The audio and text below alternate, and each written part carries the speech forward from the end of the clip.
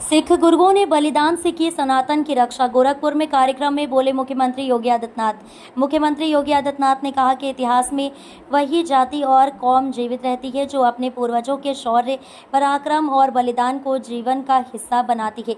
सिख गुरुओं ने सनातन धर्म और भारतीय संस्कृति की रक्षा के लिए अपने प्राणों की आहुति दी। उनकी वीरता, त्याग और बलिदान देश की आत्मा में आज भी जीवित है। सीएम योगी रविवार को गोरखपुर के एटलीगंज स्थित गुरुद्वारा श्री गुरु सिंह सभा में आयोजित कार्यक्रम को संबोधित कर रहे थे। इस अवसर पर उन्होंने पर्यटन विकास कार्यों, गुरुद्वारा भवन के नए स्वरूप और बुनियादी सुविधाओं के विस्तार कार्यों का लोकार्पण किया।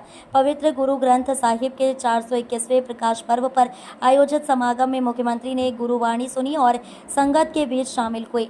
गुरुद्वारा समिति की ओर से उन्हें प्रतीक चिन्ह, तलवार भेंट कर और शॉल उड़ाकर सम्मानित किया गया है। मुख्यमंत्री ने कहा कि सिख गुरुओं की परंपरा अनुपम और अटूट रही है। गुरु नानक देव जी से लेकर गुरु गोविंद सिंह जी महाराज तक हर गुरु ने सनातन धर्म और राष्ट्र की रक्षा के लिए अपना सर्वस्व न्योछावर किया है। उन्होंने कहा कि जब भी भारतीय संस्कृति पर संकट आया, सिख गुरुओं ने आगे बढ़कर अपने बलिदान से उसे बचाया। सीएम योगी ने विशेष रूप से गुरु तेग बहादुर जी की शहादत को याद किया। उन्होंने कहा कि उनके बलिदान के 350वें वर्ष में देश भर में कार्यक्रम आयोजित किए जा रहे हैं।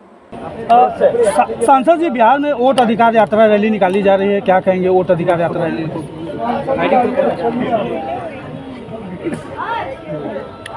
देश को मैं हाथ जोड़ करके निवेदन करना चाहूँगा और ये सत्य बात है, ये देश तोड़ो यात्रा है, ये जाति के तुष्टीकरण की यात्रा है और ये पूरा देश समझ रहा है।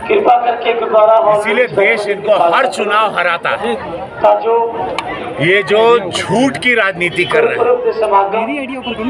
जो सदन चलने नहीं दिया विपक्ष, ये देश के लिए बहुत खतरनाक और घातक है।